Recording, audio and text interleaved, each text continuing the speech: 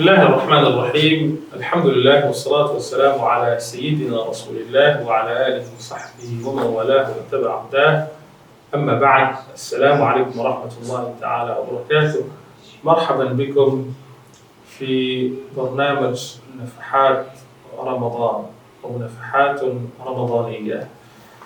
Bienvenue donc dans ce programme qui s'intitule Les cadeaux, les offrandes du mois de Ramadan.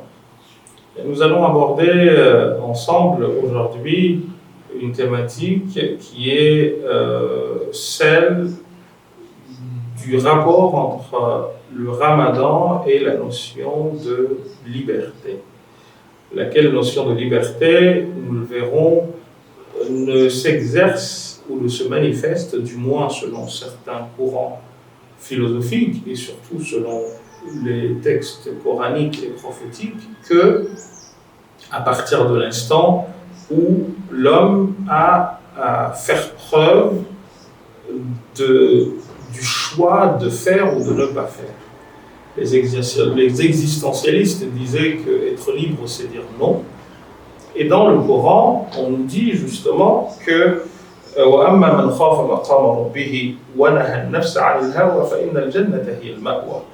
On dit du salut à gagner ou du paradis à gagner qu'il ne s'atteint que par le fait que l'on interdise ou que l'on triomphe du mal, ou plutôt de la passion qui envahit le cœur en lui désobéissant.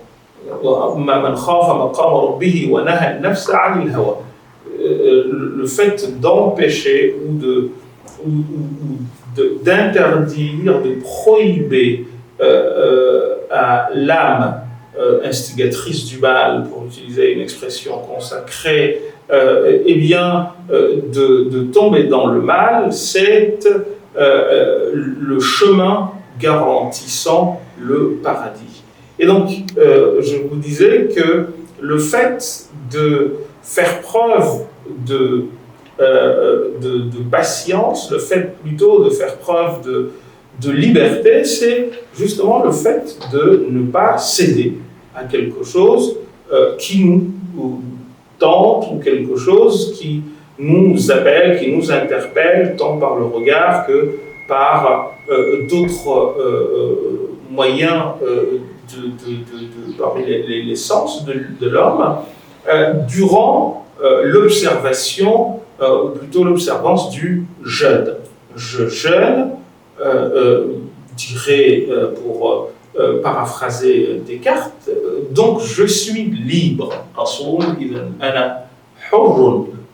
Je jeûne, donc je suis libre parce que j'ai la possibilité de manger, j'ai la possibilité de boire, j'ai la possibilité de faire ceci ou cela, et parce que me sentant en situation de jeûne, j'en viens à faire quoi? J'en viens à me contenir, et c'est ainsi que je fais preuve de liberté. C'est ainsi que je fais preuve de liberté parce que je prends le dessus sur moi-même, je prends le dessus sur mes envies, je prends le dessus sur ce qui me tente à l'extérieur, ce qui m'appelle, ce qui m'interpelle. On a des tentations de violence, des tentations de ceci, des tentations de cela. Je triomphe du cœur. Et j'ai même envie de vous dire que c'est l'examen le plus important qui soit, celui justement du self-control. Et le self-control, c'est l'expression par excellence de la liberté. Parce que voyez-vous, lorsqu'on est en position de force, lorsque l'on est en situation de domination d'une personne ou d'une situation, ce n'est pas naturel, entre guillemets, que de ne pas se saisir de cette occasion pour s'imposer. Et quand, justement, on arrive à ne pas céder à cette tentation de domination, ou plutôt à cette tentation de surdomination, qu'est-ce qui se passe? On fait preuve de la plus grande liberté qui soit, puisque, voyez-vous, on arrive à triompher de soi-même. Et voyez-vous, c'est la plus grande des victoires. Et pour cette raison, d'ailleurs, qu'en islam, cela est érigé en bataille suprême. Afdal al-jihad, dit le prophète dans un hadith que l'imam Ahmed a recueilli dans son Musnad, jihad al-nafs, le plus grand des efforts à fournir, ici, voyez-vous, le terme jihad est souvent mal traduit, le plus grand des efforts à fournir, la plus grande des batailles, le plus grand des combats, c'est celui que l'on livre contre soi-même, contre ses propres tentations, ses propres pulsions, pourrait-on dire. Voyez-vous, des pulsions de violence, des pulsions de ceci et cela. Et le jeûne, c'est l'école de la liberté par excellence, puisque c'est cette façon de vivre qui donne à l'homme la possibilité de prendre le dessus sur ce qui soit le tente, soit l'appelle, soit l'interpelle une période durant. Je prends le dessus sur moi-même du lever de l'aube véridique, qu'on appelle le Fajr al-Sadiq en arabe, jusqu'au coucher du soleil. J'ai envie de boire, je regarde la boisson, je ne bois pas. Quelle plus grande maîtrise de soi que celle-là. J'ai faim, il y a à manger en face de moi, mais je ne mange pas. Le repas m'appelle, il me tente, parce que d'habitude, à des heures précises, je mange de ce repas, ou de ce type de repas. Je bois de ce type de boisson. Ben là, à tel moment, d'habitude, je me retrouve avec ma compagne, par exemple. Ben là, cette période durant, je vous dis, du lever du soleil, du lever de l'aube véridique au coucher du soleil, je m'abstiens. Je ne bois pas, je n'ai pas de relations intimes avec elle, je n'ai pas, je ne mange pas. Eh bien, voyez-vous, ce sont là des moyens par lesquels, normalement, entre guillemets, ou naturellement, eh bien, l'homme est appelé, n'est-ce pas, à assouvir ses désirs. Eh bien là, on te dit, non. Là, tu prends le dessus sur ton cœur, tu prends le dessus sur toi, et vous connaissez tous l'expression de Pascal qui disait que le cœur avait des raisons que la raison ignore. Parce que finalement, tout est question de cœur. Et quand tu arrives à triompher du cœur, eh bien, tu arrives à triompher de tout. Et naturellement, tu es l'homme ou la femme le plus ou la plus libre qui soit. Donc, le jeûne, c'est ce mécanisme, ou plutôt cet exercice, d'abord spirituel, qui fait que le spirituel prend le dessus sur le corporel. L'âme triomphe du corps, pour utiliser cette dichotomie chère à Descartes et à d'autres, et qui est aussi très chère au texte coranique, puisque on nous apprend justement à distinguer la matière qui est, elle, sale, ou peut être sale, ou elle est sale de nature, puisque nous sommes créés de terre, de la matière, donc le corps, de la matière qui, elle, est pure, qui est celle de l'âme. L'âme est, pour les musulmans, faite de lumière, immortelle et faite de lumière. Donc on te dit que cette période durant, eh bien, l'âme prend le dessus sur le corps, qui lui va vers quelque chose, comme dirait Blaise Honoré de Balzac, dans La peau de chagrin, eh bien, quelque chose qui tend vers le périssable. En fait, quand on s'attache au vouloir et à l'avoir, eh bien, on s'attache à quelque chose qui est de l'ordre de ce qui conduit à notre propre détérioration. C'est la raison pour laquelle, quand on parle de jeûne et de cœur, on parle d'abord et avant tout de liberté.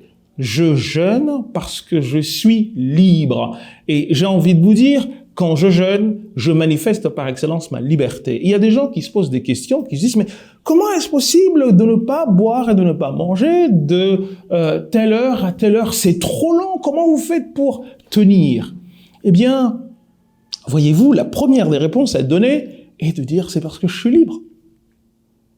Regardez combien de personnes aujourd'hui souffrent de problèmes de surcharge pondérale ou de maladies diverses et variées, contre lesquelles la meilleure solution ou le plus grand des remèdes est de justement ne pas beaucoup manger. On voit aujourd'hui que il y a un jeûne qu'on appelle le jeûne thérapeutique qui est en train d'être accepté parmi les médecins comme quelque chose de très bien. Et il se trouve que le jeûne thérapeutique correspond terme à terme à ce que dit le ramadan, puisqu'il n'est pas question de ne pas manger du tout de la journée, mais au contraire de manger une fois ou deux maximum à des intervalles temporels bien précis. Et quand on raisonne ainsi, eh bien, on arrive à se rendre compte de combien nous faisons preuve de liberté, n'est-ce pas, lorsque nous arrivons à prendre le dessus sur nous-mêmes. Donc, la plus grande des leçons à tirer, ou la première des leçons à tirer du jeûne, eh bien, c'est que ça t'enseigne la liberté. Si tu cherches à savoir comment être libre, jeûne. Et tu verras que, en fait, tu triomphes de toutes tes envies, pour qu'en fait, eh bien, les envies soient aux ordres de ta raison. Je ne mange pas alors que j'ai la possibilité de le faire, je ne bois pas alors que j'ai la possibilité de le faire, je ne fais pas ci, je ne fais pas cela alors que j'en ai la possibilité, tout bonnement parce que je suis maître de moi-même. Je cite souvent cette citation d'Alexandre Kojève dans son introduction à Hegel qui disait « L'homme est conscient de soi, conscient de sa dignité conscient de sa dignité humaine, et c'est en ceci qu'il diffère de l'animal qui se laisse aller, par le simple sentiment, ou au simple sentiment. Qu'est-ce que ça veut dire? Ça veut dire que en fait, tu n'es libre qu'à partir de l'instant où, à distinguo de l'animal qui lui réagit uniquement par l'instinct, donc un instinct de boire, de manger, de s'accoupler, n'est-ce pas, ou de se défendre, n'est-ce pas? Eh bien, toi, tu es au-dessus de cela, et avant d'agir, tu raisonnes parce que tu es libre. Et donc, voyez-vous, à travers ces trois choses qui souvent font que nous perdons soit notre contrôle, soit notre raison, eh bien, il nous est enseigné par le ramadan comment être libre. Donc, la première des choses, la première des leçons à tirer du ramadan, c'est que, eh bien, j'apprends à être libre, puisque j'apprends à me contrôler moi-même. Je suis capable de ne pas manger parce que je veux, quand je veux. Voyez-vous, c'est quelque chose d'extraordinaire. Il y a des gens qui se disent, mais ça cause même des problèmes dans les foyers, hein, parce que à telle heure, on devait manger, on n'a pas mangé, et les personnes sont réglées comme, ont leur ventre réglé comme une horloge, et s'accrochent avec leurs compagnons parce que, eh bien, le repas n'était pas prêt à l'heure prévue. Ben, le ramadan te dit, ben non, tu es capable de ne pas manger à telle heure parce que tu le veux. Tu es capable de ne pas boire à telle heure parce que tu le veux. Eh bien, c'est ainsi que l'on apprend à être libre. Je m'arrêterai là-dessus. La meilleure façon d'entrer dans le ramadan, c'est que tu rentres dans le ramadan en te disant « Je rentre dans l'école de la liberté ». J'espère que nous avons été suffisamment clairs sur ce sujet et nous vous donnons rendez-vous à l'épisode d'après. Wassalamu alaikum wa rahmatullahi ta'ala wa barakatuh.